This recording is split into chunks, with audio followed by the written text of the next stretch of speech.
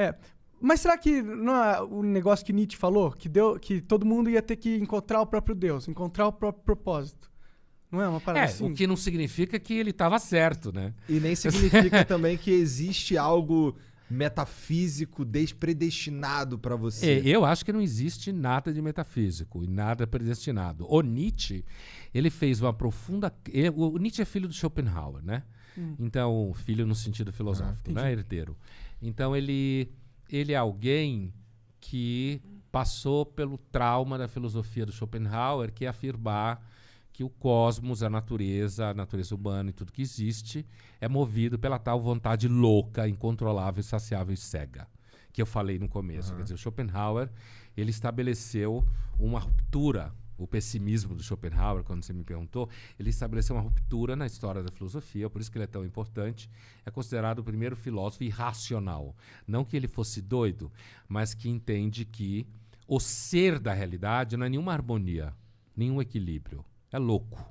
Isso está nos animais, está na gravidade, está nos cometas que bate por aí, está no nosso... É o caos. É o caos que, na realidade, é fruto de um impulso contínuo que o Nietzsche assimila essa ideia. Só que ela vai chamar de vontade de potência, né? Ele assimila essa ideia, ele faz um percurso super destrutivo da religião, dizendo que se você acredita em Deus, você é um ressentido, covarde, bundão, certo?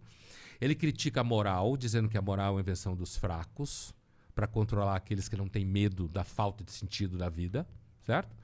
E ele faz uma crítica da metafísica, dizendo que o Platão era um ressentido chique que inventou uma dualidade do mundo imaterial perfeito e disse que esse mundo aqui é uma merda. Então, essa coisa que o Nietzsche falou, que as pessoas têm que encontrar o sentido, na realidade o Nietzsche estava imaginando que iria existir um além do homem, como ele falava, que seria alguém que ele definia como não terá necessidade de nenhum artigo de fé. Então, isso que o Nietzsche fala de encontrar sentido não é um artigo de fé. É você ter uma vida estética, como se fala em filosofia. Se você perguntar para o Nietzsche qual é o sentido da vida, ele vai dizer para você que é o gosto. O gosto. O gosto é você viver as sensações. É você viver a vida com paixão. Certo? Essa é a utopia nietzschiana, porque isso é uma utopia. Você consegue de vez em quando é mais jovem, você talvez, se der sorte, consegue mais.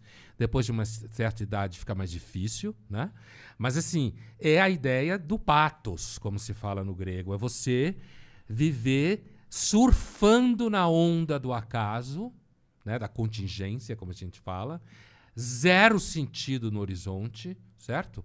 Mas você perdeu o medo dessa falta de sentido e você se identificar com essa fúria criativa. Aquela ideia de tudo que tenta me matar e não me mata me deixa mais forte.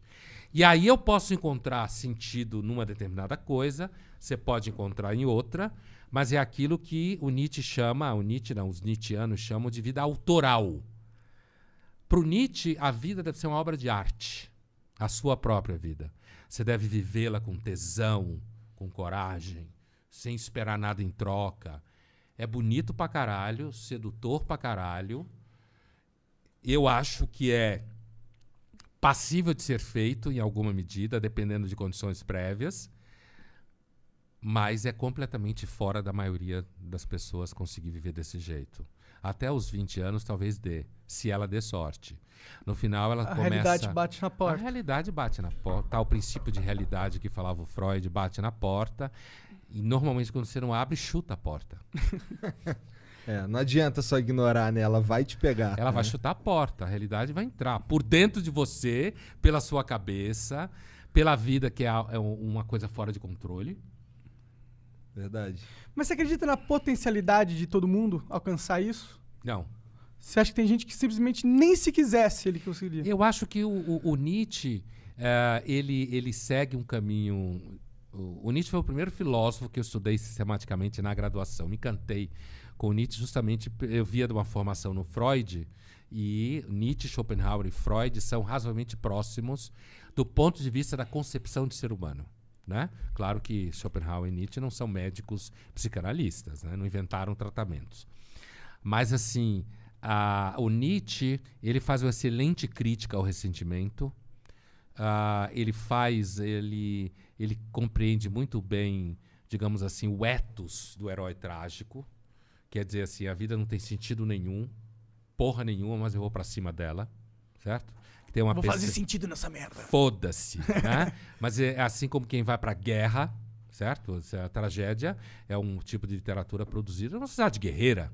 A sociedade grega era guerreira, né? A filosofia nasceu no meio de uma sociedade guerreira, né?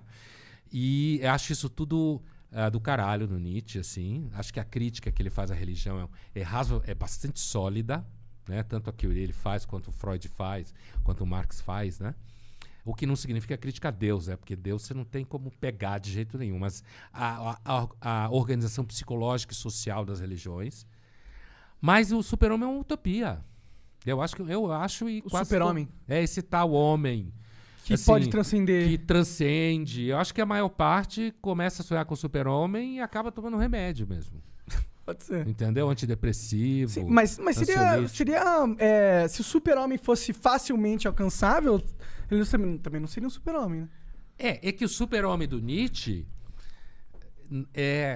a gente acaba associando a ideia do super-homem. O super-homem do Nietzsche, que ele chama um homem além e acima do homem, essa utopia do homem que não precisa acreditar em nada, que não tem medo de nada. Eu acho que algumas pessoas, em alguns momentos da vida, conseguem chegar Incorporar perto disso. esse herói. Conseguem incorporar isso porque já tinham elementos psicológicos e de vida, entende o que eu quero dizer? Que por alguma razão tornou possível a ela, Essa de incorporação. repente, foi muito amado pela mãe, a mãe era do caralho, pensando psicanaliticamente aqui também, né? A mãe era do caralho, o pai não era um bosta, também era razoável, funcionou alguma coisa ali.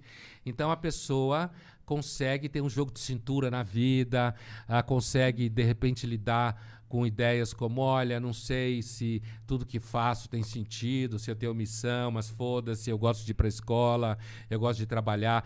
Uma certa substancialidade psicológica que torna ela mais possível, de repente, chegar numa condição de vida em que ela seja menos dependente de artigos de fé, que é uma frase do Nietzsche, né?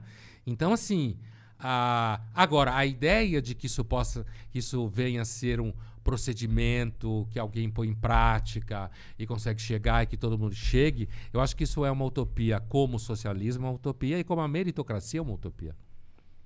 Entendi. É isso que eu acho. Interessante. É. Né? Sim. Tipo, Você é meio nietzschiano? Você gosta do Nietzsche? eu era mais. Cara, ó, só pra deixar claro, eu não estudei nada de Nietzsche. Eu não sei, eu Aham. sei o que me falaram, filme, Sei. palestra e o Mas você é caralho. simpatizante. Não, eu era mais. Era Agora mais. eu não compro essa versão do mundo. Eu acredito o oposto, mas pode ser que eu seja jovem e ingênuo. Você acredita no oposto na ideia de que Deus criou o mundo, é isso que você quer dizer? Não, na ideia que não é utopia. Que eu acho que todo mundo sim. nasce com um propósito divino pica, só que a gente não alcança ele, porque ele não é dado de graça, tá ligado? A questão da vida é essa, né? Não é tipo, todo mundo vai conseguir. É a questão, todo mundo pode conseguir. Não sei. Eu acho que essa ideia de que Deus nos criou... É possível, não tem como provar que não é. Ninguém tem como provar. Claro. Né? Assim, mas a minha impressão é de que essa versão é uma versão atualizada da ideia de que Deus ama todos nós, numa versão mais marqueteira, entendeu? Então todo mundo nasce com o propósito do caralho, e cada ser humano no mundo, né? Mas é uma versão, claro, uma versão repaginada da ideia de que todo mundo, Deus ama todo mundo que cria, sabe? Que sua vida faz sentido, mesmo que seja uma merda. Exatamente isso. E assim, o problema do sentido na vida é muito sério. Eu não acho que não é sério. O que eu acho é que normalmente a gente encontra o sentido sem saber direito como encontrou. Entendeu? Quando você vê, você tá ali, de repente uma coisa está fazendo sentido para você, e antes não estava fazendo, e de repente aconteceu alguma coisa e faz. Por exemplo, eu durante muito tempo, na faculdade, quando dava aula de graduação, ainda dou, mas hoje o universo é bem diferente. Assim. O universo, eu digo, dos jovens é diferente, né? Hoje vocês têm que tomar muito cuidado, muita gente sofrida, muito remédio. Não dá para você dizer coisas que dizia antes. Sério? Sério, A total. gente tá criando fracos. Isso não é nem minha opinião. A que Isso tu é uma associa percepção que eu isso? tenho, e tem muita literatura especializada nisso. Pais que têm menos filhos e acaba fazendo desses filhos cada risco que ele dá na parede é o Picasso, sabe? E ele não é Entendi, porra nenhuma. entendi. A tal ideia de que todo mundo que tem filho acha que cada filho é pica. Entendeu? Entendi. E aí o moleque cresce, começa a levar na cara na escola, ainda não tanto, vai para a universidade, começa a levar na cara, vai para o mercado de trabalho e leva um pé na bunda. Mas é uma interpretação burra dos pais, né? Porque o que a filosofia tá dizendo é: todo mundo pode ser pica, mas há um trabalho pra chegar lá. O Não. cara esquece desse trabalho em cima, ele esquece essa etapa e fala assim: você já é pica só porque você nasceu. Eu acho que não. A filosofia não diz que todo mundo pode ser pica. A filosofia não, tipo, Sim. essa filosofia. Essa filosofia Essa sim. específica, Mas não eu acho que a essa academia, a filosofia. não. Eu acho que essa é só a projeção narcísica dos pais sobre os poucos filhos que têm. Sim. Certo? Não, Acho- mas não tem Ó, nenhuma. meu avô, por exemplo, que teve 23 filhos, ele não sabia nem os nomes direito. Mas essa coisa. É verdade.